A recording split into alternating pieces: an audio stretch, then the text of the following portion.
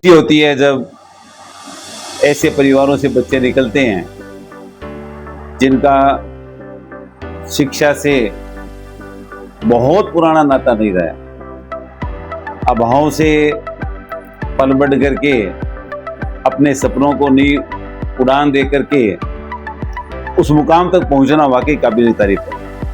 आज हम बापा शिवसदन के पास चिरानिया परिवार गरीब मस्जिद चिरानिया घर आए हैं, जहां एक आज से 15-20-17 साल पहले कुछ चिराग उत्पन्न हुआ होगा और उसने आज नीट एग्जाम क्लियर करके न केवल अपने परिवार शहर बल्कि आदर्श परिवार को गौरवान्वित किया है। और इसीलिए तुलसी आपका नीट में चयन हो गया।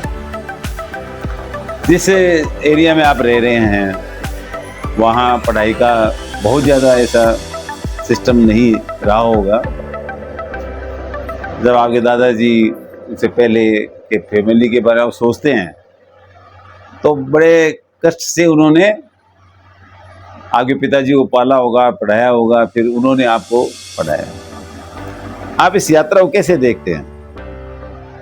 तो मतलब थोड़ी सी टफ है लेकिन अच्छी है। ऐसे टफ है ये तो आवाज़ तो तेज आनी चाहिए। टफ तो शब्द ही टफ, ऐसे आवाज़ फिर रिकॉर्डिंग में नहीं आएगी। तो अपने आपने जो मुकाम पाया आज वो आवाज काफी टफ था, काफी टफ था। फिर आप शुरू से ही गुस्सा कर रहे हैं पढ़ाई में, 8th 10th 12th। कब सोचा आपने कि मुझे डॉक्टर बनना ही है? जब मैं 9th में थी तब। कैसे विचार आया ये? 9th में ऐसे ही मतलब एकदम से ऐसे हेल्दी फैमिली होती है तो मैं देख के मतलब मेरे पापा को भी थोड़ा ऐसे हेल्थ से रिलेटेड प्रॉब्लम थी, मम्मी को भी थोड़ी रहती थी। तब मेरे को ऐसे लगा नहीं अपन को। कमजोर तो आप भी हैं लेकिन मैं वैसे हाँ, वैसे बीमार नहीं है आप, ऐसे हेल्थी हूँ वैसे। जैसे पापा को भी थोड़ी हार्ट प्रॉब्लम्स है, मम्मी को भी थोड़ा है ऐसे। फिर मेरे ऐसे दिमाग में आया नहीं अपन को भी ऐसे डॉक्टर बनना चाहिए। और जब आपने अपने पेरेंट्स को बताया कि मेरा विजन डॉक्टर बनना है तो उन्होंने आपको किस प्रकार से इनकरेज किया, प्रोत्साहित किया, या उन्होंने सोचा कहा कि नहीं ये तो अपने बस की बात नहीं है, या क्या उनकी क्या रिएक्शंस क्या रही उस समय? उस टाइम में ऐसा ही था कि मतलब जैसे अपन सुन के रखते हैं कि थोड़ा मुश्किल है, ज़्यादा पैसे वैसे लगेंगे, लेकिन फिर नहीं, ये सारा छोड़ो, तुम्हें करना है ना तो तुम करो। यानी पेरेंट्स ने हौसला कि तुम्हें करना है, तुम्हें डॉक्टर बनना है, तुम वो करो, बाकी सब छोड़ दो, पीछे मुड़ के मत देखो, तुम्हें जो करना है वो करो, पीछे हम। फिर आपने बायो सिलेक्शन की। हाँ। जब आप बायो की फैकल्टी आपने तय किया लेना है मेरे को, और जब शुरू में क्लास स्टार्ट हुई होगी तो physics chemistry bio bouncer type के होते हैं। बाउंसर तो आपको क्या लगा कि ये टफ है या रोचक है या चैलेंजिंग है, इसमें से क्या लगा? लगता तो ऐसा है कि जैसे बायो इजी होती है और फिजिक्स और केमिस्ट्री हार्ड होती है, लेकिन जब पढ़ते हैं तो बायो हार्ड लगती है और फिजिक्स केमिस्ट्री इजी लगती थी मेरे को। मतलब बायो में मेरे को ज्यादा प्रॉब्लम्स आती है। इसका मतलब बड़ी चुनौतियां आपको सरल लगती है? हाँ, मतलब अभी मैंने जैसे एग्जाम दिया है तो मेरे फिजिक्स और केमिस्ट्री में परसेंटाइल स्कोर काफी अच्छा है, लेकिन बायो में काफी डाउन है, तो मेरे को फिजिक्स और केमिस्ट्री अच्छी लगती थी। यानी आप जो चीजें समझने लायक होती है, हाँ, तो इससे तो पेशेंट को बहुत बड़ा फायदा होगा। ऐसे डॉक्टर चाहिए दरअसल। हाँ, जो डायग्नोस करते समय माइंड की एप्लीकेशन करके डिजीज को दूर करें, और कुछ होते हैं जो एकदम फिक्स डायग्नोस करते हैं, लिख देते हैं सब। तो ये तो और भी अच्छा शहर के लिए हो जाएगा इस तरह के डॉक्टर बनेंगे। बायो मुश्किल लगती है क्योंकि बार बार रटना, उस चीज को बार बार पढ़ते रहना, वो भूल जाएंगे। और फिजिक्स और केमिस्ट्री का क्लियर कंसेप्ट है, जो समझ आ गया वो नहीं भूलूंगी अब। तो ये आपको अच्छा लगा? ये सबसे अच्छा लगा। ये शायद मैं पहली गर्ल्स स्टूडेंट से ये सुन रहा हूँ कि फिजिक्स मुझे अच्छा लग रहा है। हाँ, मेरे को फिजिक्स अच्छी लगती है, और मेरे बायो में ज्यादा नेगेटिव थे इस तरह, और फिजिक्स एकदम क्लियर थी। उनमें क्लियर थी। अच्छा, पेपर का लेवल काफी टफ था। जब एग्जामिनेशन हॉल के अंदर आप गए और आपको ये था कि 650 से ऊपर की कट ऑफ गई हुई है पिछले साल, और जब पेपर देखा तो उसके अंदर काफी घुमावदार पिच इस बार था पेपर वाला, तो अंदर जब आप 3 घंटे आपने पेपर किया उस समय क्या आपके रिएक्शंस आ रहे थे?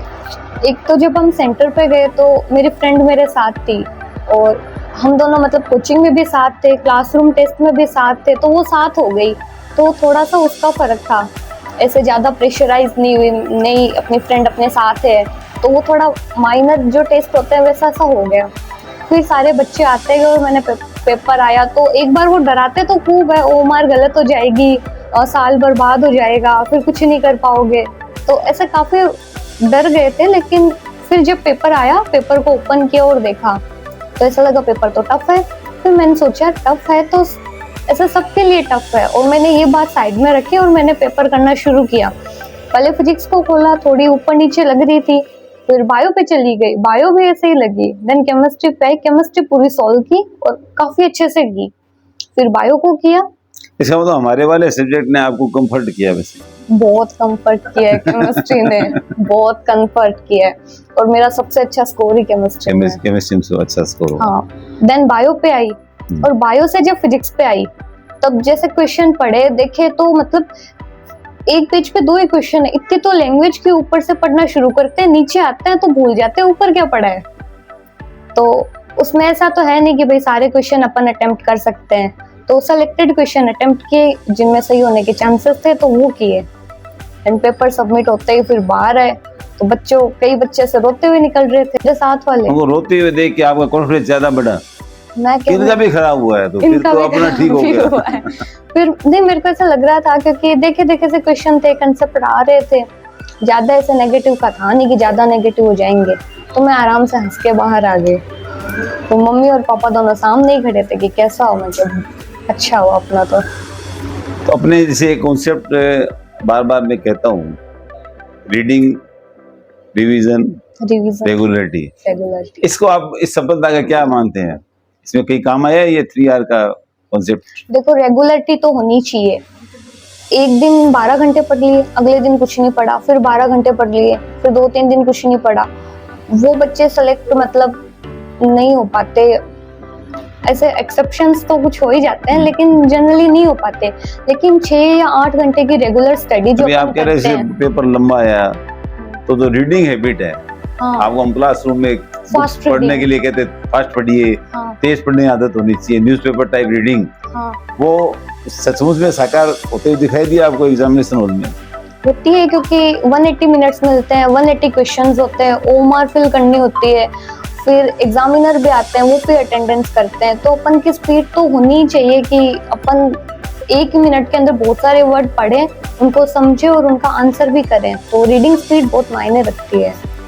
आपने आदर्श में पढ़ाई की और आदर्श गौरव आप, अभी मैं आपके कमरे के अंदर गया तो अभी पापा जी का आपका कॉल आया, उन्होंने कहा आप अंदर देखिए इसका फ्लेक्स लगा हुआ। इस फ्लेक्स को देख के भी कहीं आपको प्रेरणा मिलती है कि आगे बढ़ना है?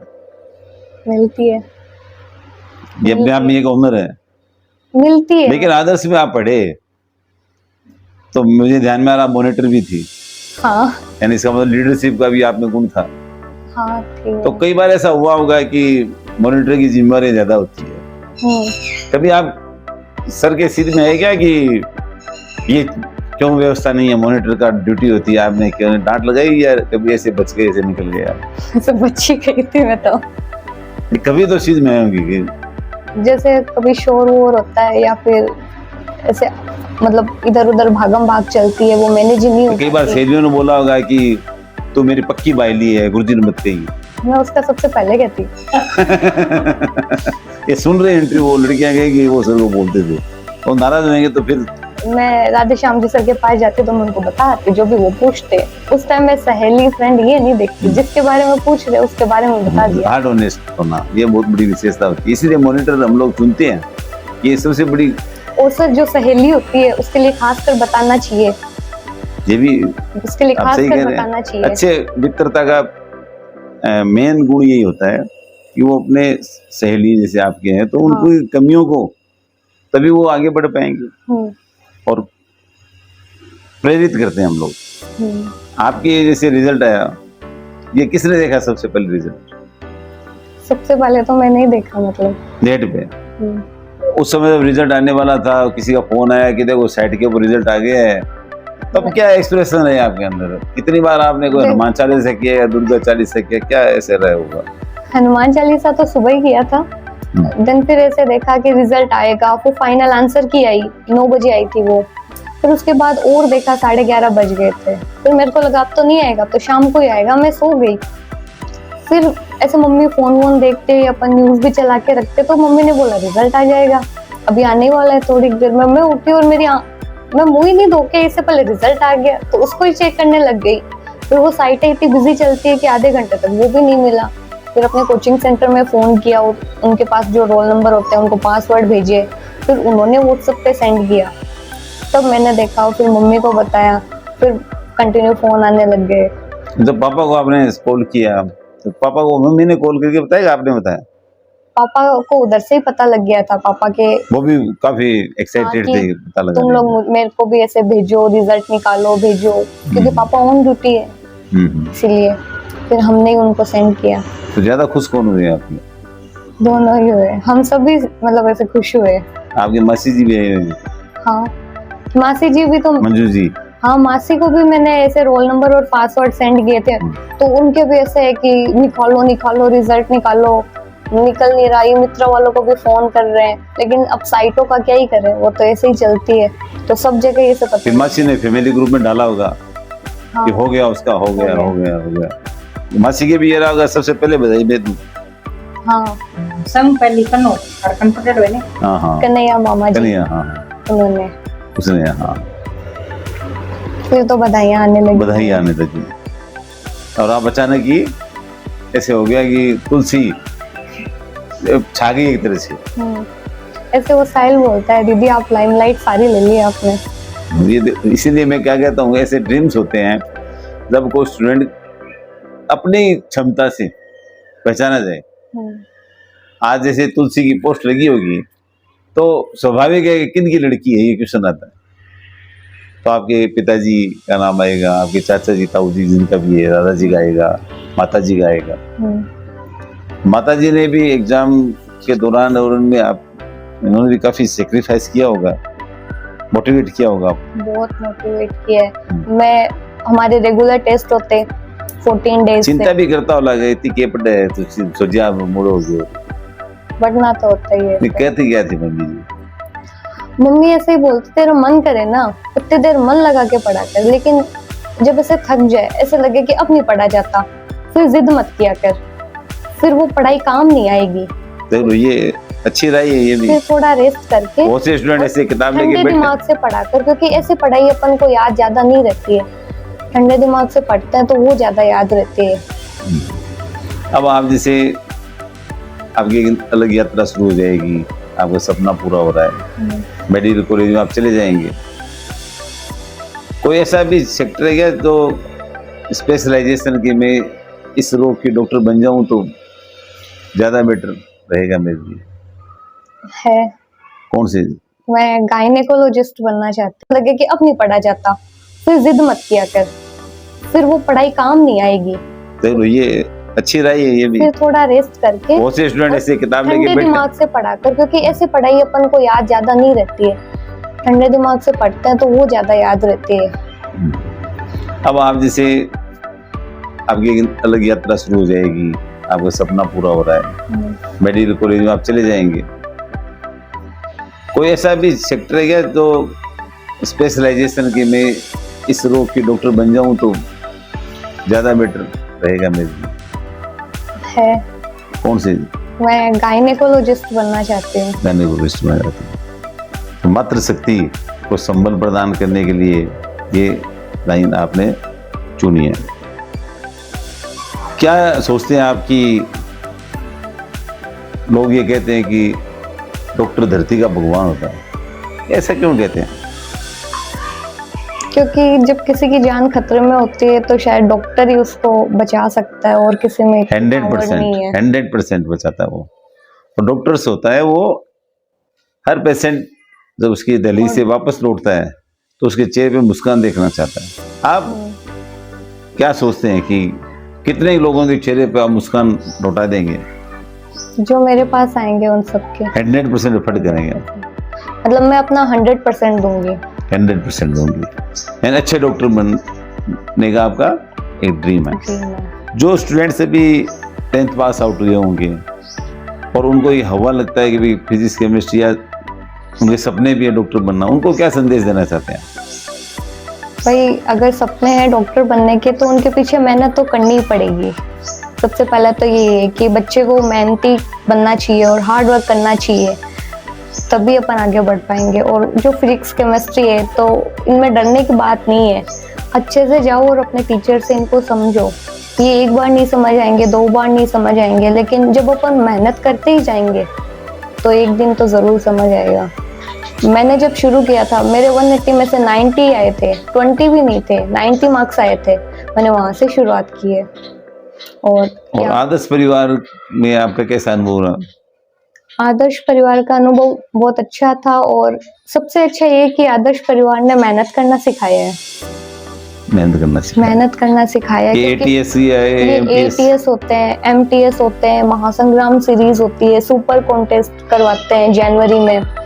तो मतलब इनमें इतनी मेहनत करते फिर वो ऐसे रहते ही नहीं है। बोलते हैं ना अपन की वो बोरियत वगैरह वो नहीं होता, बस मेहनत करते जाओ और मेहनत की लगन लग जाती है तो उसके बाद मुश्किल नहीं होता, उसके बाद बात आसान हो जाता है। आसान हो जाता है। तो ये थी जो तुलसी चिरानिया, जिसको की आदर्श गौरव है, और इस परिवार से मेरा बहुत पुराना नाता भी है।